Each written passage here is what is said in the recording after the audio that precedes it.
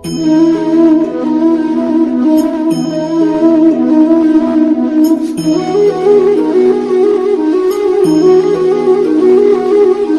M Vikas Ojha this side. सालों से हम कहते हैं हेल्थ इज़ वेल्थ। क्यों हम अपने तंदुरुस्ती को समृद्धि के साथ तुलना करते हैं? दो वजह है इसकी। एक, समृद्धि यानी कि वेल्थ, उसे हम हमेशा संभाल के रखते हैं।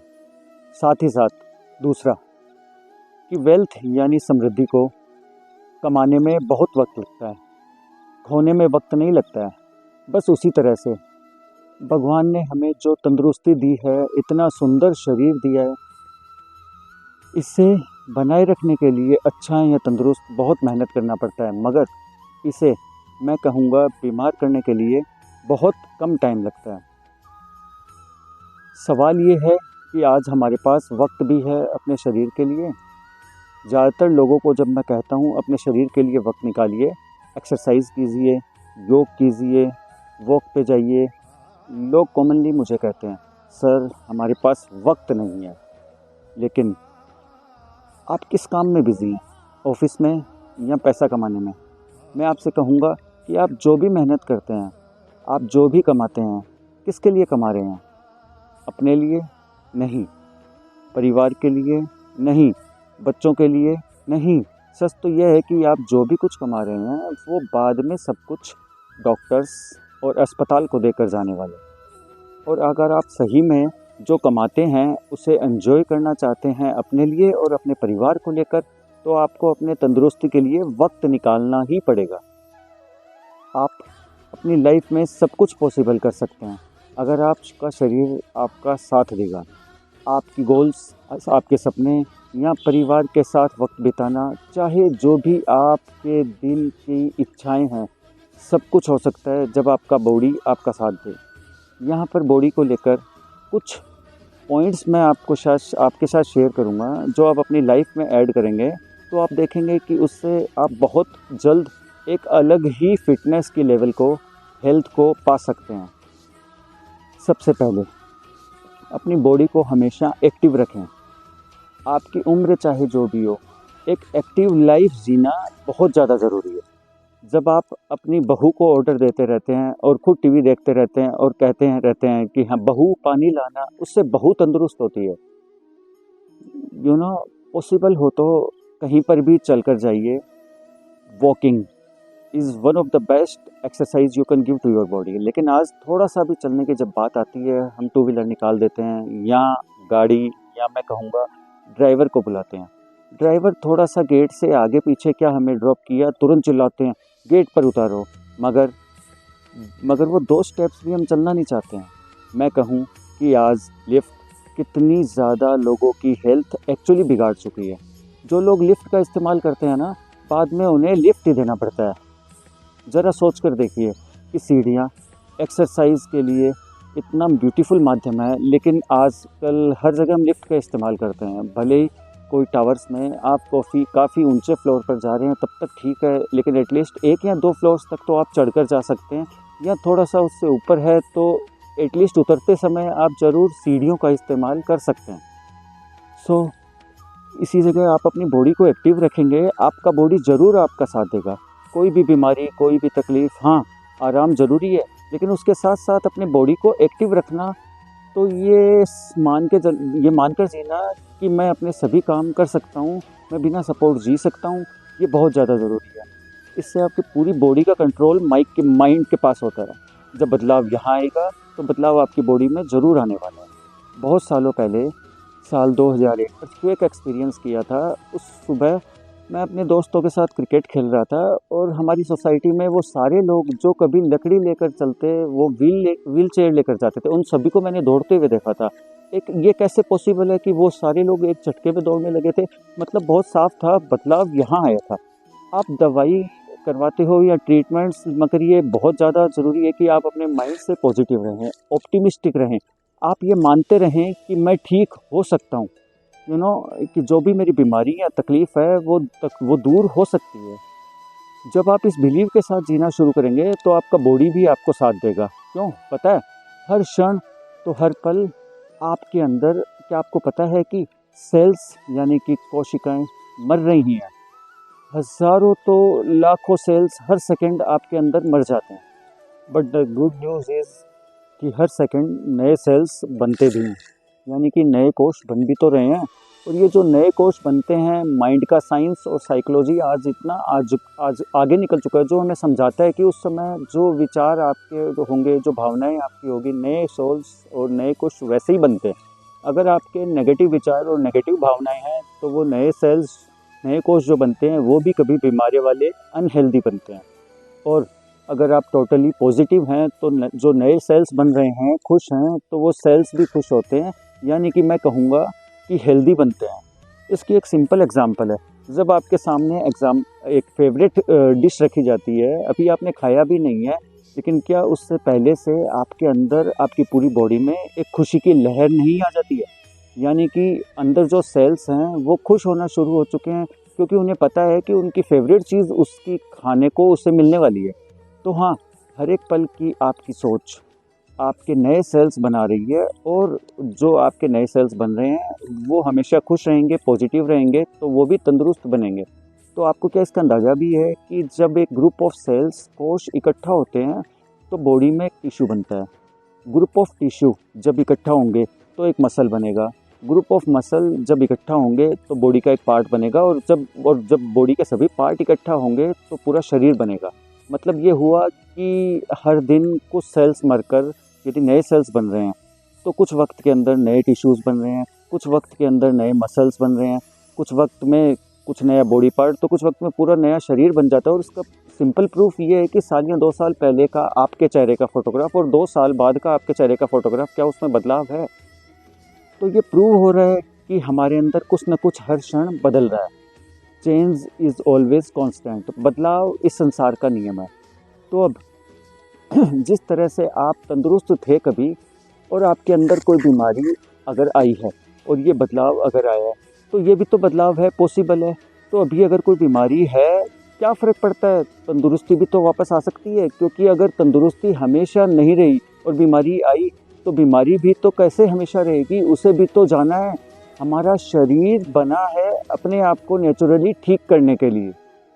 फॉर एग्ज़ाम्पल, अगर मैं यहाँ पर कट कर दूँ, कुछ भी ना करूँ, इस कट को थोड़े दिन के लिए छोड़ दूँ, तो धीरे धीरे वो अपने आप, जो खून बह रहा था वो बंद हो जाएगा, हीलिंग शुरू हो जाएगी, और कुछ दिनों के बाद में तो कुछ ऐसा होगा कि वहाँ पर कुछ हुआ भी था या नहीं, वो भी पता नहीं चलेगा, गायब हो जाएगा। हमारी बॉडी की नेचुरल अवस्था है वो अपने आप को रिपेयर करने की, अपने आप को नेचुरली ठीक करता है, हील करता है। लेकिन उसके अननेचुरल अवस्था है बीमारी, अनहेल्दी होना। एंड दैट्स वाई जब नेचुरल अवस्था है हेल्दी होना, जब नेचुरल अवस्था है रिपेयरिंग टू हीलिंग, जब आप अपने नेचुरल अवस्था में आ जाते हैं, वो हीलिंग और रिपेयरिंग फास्ट हो जाता है। और आपकी नेचुरल अवस्था और कुछ नहीं, कुछ बल्कि है सत्य चित्त आनंद, यानी हमारे मन का सच्चा स्वभाव है हमेशा आनंदित रहना। जब आप हमेशा खुश रहेंगे, अपने आप को पसंद करेंगे, अपने आप से प्यार करेंगे, दुनिया में जो भी परिस्थिति आपके सामने है उसे आप एंजॉय करेंगे, जो लोग आपके आसपास हैं उनके अंदर से जब आप नफ़रत सारी बाहर निकाल देंगे, दैट्स वाई आप देखेंगे कि हीलिंग और रिपेयरिंग फास्ट होगा। बिकॉज किसी की भी प्रति आपके अंदर यदि कोई भी बुरी भावना है, तो आपकी रिपेयरिंग को, हीलिंग को रोक रही है, वो आपको ठीक करने से रोक रही है। अनकंडीशनल फॉरगिवनेस ज़रूरी है। आपको पता है, भगवान कृष्ण ने भी अगर भक्ति योग में कुछ समझाया तो वो था अद्वेष्ट सर्वभूतानाम, यानी कि एक ऐसे इंसान बन जाओ जो कि किसी से नफ़रत ना करे। आपको क्या इसका अंदाज़ा भी है कि किसी के प्रति नफ़रत, जलन, बुरी भावना, बदला लेने की भावना, आपके शरीर में कोई ना कोई दर्द, ब्लॉक, तो बीमारी के रूप में, हमेशा बीमारी के रूप में कुछ ना कुछ रह जाता है, क्रोनिक बन जाता है। उसे आप नहीं हटा पाएंगे तब तक जब तक आप अपने आप को मेंटली फ्री ना करेंगे। आप साल में एक बार दिवाली में अपने पूरे घर की तो सफाई करते हैं, क्या कभी इस घर की सफाई की है? इस घर की, यहाँ पे जो कचरा है उसे दूर किया है? एक बात बताइए, अगर ये 100 साल का हमारा जीवन ख़त्म हो जाए, पूरा हो जाए, भगवान हमें लेने के लिए आए और कहे बता तेरी आखिरी इच्छा क्या है, तुझे और जीने को ना मिले तो बता तू क्या करेगा। हम में से कोई नहीं होगा जो कहेगा कि मैं कोई टीवी सीरियल देखना चाहता हूँ या ऑफिस में काम करना चाहता हूँ या पैसा कमाना चाहता हूँ। हम में से ज़्यादातर लोग बस इतना ही कहेंगे कि काश मुझे थोड़ा सा और वक्त मिल जाए उन लोगों के साथ बिताने के लिए जिन्हें मैं पसंद करता हूँ, प्यार करता हूँ। अगर यारो ये 100 साल का जीवन आपको कम पड़ने वाला है उन लोगों के साथ बिताने के लिए जिन्हें आप पसंद करते हैं, प्यार करते हैं, तो क्यों ये 100 साल में थोड़ा सा भी वक्त हम अपना बर्बाद कर रहे हैं किसी से नफ़रत करने के लिए, किसी से बदला लेने के लिए, किसी से नाराज़ होने के लिए, किसी पे गुस्सा करने के लिए। अगर आप जल्दी से ठीक होना चाहते हैं, आप हमेशा से सभी बीमारियों से दूर होना चाहते हैं, तो आपको अपने अंदर से सभी किस्म के नकारात्मक भावनाओं को हटा देना पड़ेगा। नकारात्मक सोच को अपने अंदर आने ही नहीं देना है। हमेशा याद रखिएगा, कैंसल कैंसल कैंसल। कोई भी बुरी सोच आ रही है बस उसे कैंसिल कर दीजिए।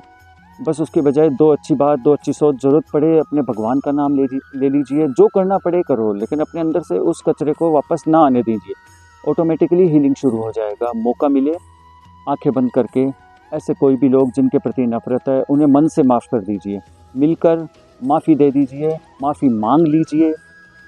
उसके अच्छे के लिए नहीं, अपने अच्छे के लिए मांग लीजिए और आप देखेंगे कि आप उसके बाद में हीलिंग डबल स्पीड में काम करेगा। दवाइयाँ, ट्रीटमेंट्स डबल स्पीड में काम करने वाला है।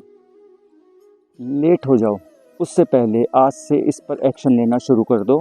और हाँ, ज़िंदगी जीने के लिए जो भी हमें दिन मिले हैं, कितने दिन या साल मैं और आप जिएंगे कोई नहीं जानता, लेकिन इससे क्या फ़र्क पड़ता है। हमें आज का ये जो दिन मिला है क्यों नहीं उसे एंजॉय करें। Let's live in the world now.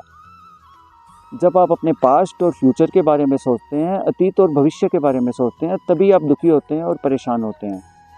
अगर आप हमेशा खुश रहना चाहते हैं तो हमेशा शब्द को हटा दीजिए। आप खुश रह पाएंगे क्योंकि हमेशा में अतीत है और भविष्य है।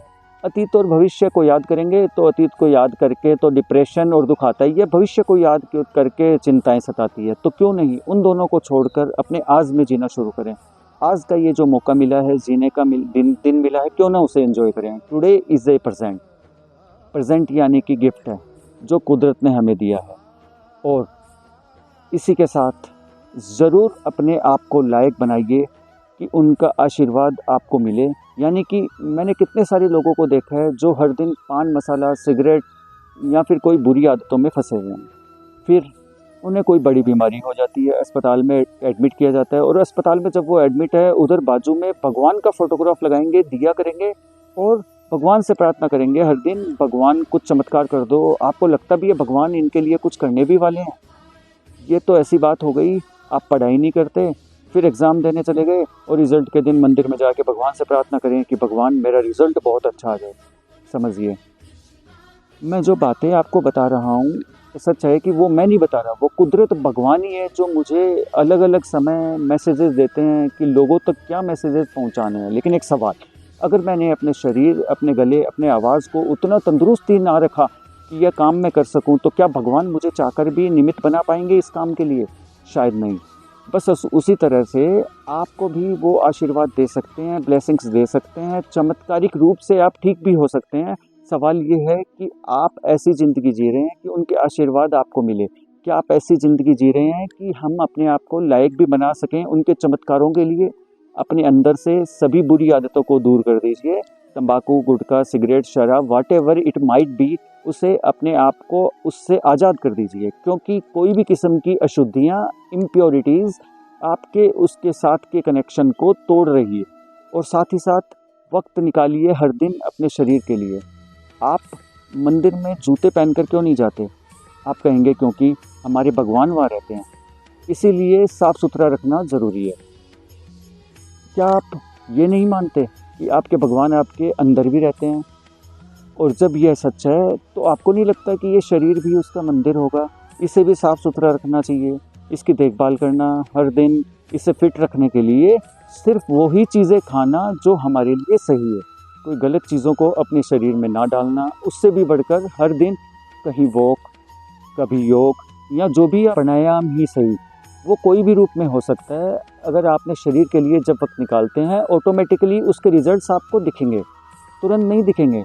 कुछ 15 दिन, महीना, 2 महीना, ये आसान नहीं होगा, आपके लिए कंफर्टेबल नहीं होगा, लेकिन कंफर्ट जोन में रहकर रिजल्ट्स कभी नहीं मिलेंगे। रिजल्ट्स तो तभी मिलेंगे जब आप जो अभी तक नहीं कर पाए हैं वो करेंगे, क्योंकि जो अभी तक करते रहे हैं वही करते रहेंगे तो वही होगा जो अभी तक हुआ है। मगर जो अभी तक नहीं पाया है वैसा कुछ पाना है तो वैसा कुछ करना भी पड़ेगा जो अभी तक नहीं किया है। अपने शरीर के लिए वक्त निकालना, रेगुलर एक्सरसाइजेज करना, सही चीज़ें खाना, बुरी आदतों से दूर हो जाना, टोटली पॉजिटिव रहना, खुश रहना। हाँ, खुश रहना बहुत ज़्यादा ज़रूरी है। जितना आप खुश रहेंगे उतना आपकी हर एक बॉडी के सेल्स खुश रहेंगे, आपकी बॉडी खुश रहेगी, ऑटोमेटिकली अंदर हीलिंग फास्ट होगा, जो साइंटिफिकली एक्सप्लेन कर चुका हूँ कि कैसे होने वाला है। आपके माइंड के पास और बॉडी के पास तंदुरुस्ती की मेमोरीज़ हैं, वो मेमोरीज़ अपने आप वापस आएगी, लेकिन उसे थोड़ा वक्त देना होगा। तब तक आपको धीरज रखना होगा, हार ना मानिए। मैंने बहुत सारे लोगों को देखा है कि जब कोई बीमारी उन्हें आ जाती है, दवाइयों पर आ जाते हैं, ट्रीटमेंट, सर्जरी, ऑपरेशंस करवाने पड़ते हैं, बहुत जल्दी से वो हार मान लेते हैं। नहीं, अपनी आशाओं को ना छोड़ दीजिए। बहुत ज़रूरी है कि आप पॉजिटिव रहें, लास्ट मिनट तक अपने ज़िंदगी में पॉजिटिव रहें कि मैं ठीक हो सकता हूँ, और उससे भी बढ़कर जो है उसे बढ़कर स्वीकार करके अपने आज में खुश रहें, एंजॉय करें। सभी स्वर्ग में जाना चाहते हैं मगर मरना कोई नहीं चाहता है। यानी कि ये तो ऐसी बात हो गई कि हम डॉक्टर के पास जाएंगे, फिर डॉक्टर कुछ दवाइयाँ देंगे, ये लो वो लो, ये दवाई हम लेते नहीं हैं और ठीक भी होना चाहते हैं। ये कैसी बात हो गई? किसी को कोई याद करवाना पड़े कि तुझे दवाई लेनी है, वो आपको याद रखना चाहिए। आपको ठीक होना है तो आपको याद रखना चाहिए, या आपको मुझे इस वक्त पर मुझे अपनी ट्रीटमेंट के लिए जाना था, ये करना था, वो करना था, ये खाना है, ये नहीं खाना। क्यों किसी को कहना पड़े कि यार तुझे डायबिटीज़ है, तुझे ये नहीं खाना चाहिए? क्यों किसी को याद करवाना पड़े कि वो बुरी आदतें छोड़ दे, तेरी बीमारी बढ़ जाएगी? अगर आप बैलेंस में नहीं है तो रिजल्ट्स कैसे मिलेंगे? अगर आप तंदुरुस्ती चाहते हैं तो उसके लिए वो सब कुछ करना पड़ेगा जिससे तंदुरुस्ती मिलेगी, और वो आपके हाथ में है, आप कर सकते हैं। अगर आप अपने सही कार्यों को निभाया तो भगवान ज़रूर आपको साथ देंगे, ब्लेसिंग्स देंगे, बदलाव ज़रूर आएगा। मगर उसके लिए पहले आपको इनपुट्स देने होंगे, और इसीलिए कहा जाता है कि जो इंसान कुछ करना चाहता है वो हल हार में करके जाएगा, और जो कुछ नहीं करना चाहता उसे आप सब कुछ दे दीजिए तो भी वो कुछ नहीं करेगा। अगर आप बदलाव चाहते हैं, you have to give inputs for that. स्वर्ग में जाना है तो मरना पड़ेगा, यानी तंदुरुस्ती चाहिए तो उसके लिए जो बातें मैंने आपको बताई है वो सब कुछ करना पड़ेगा।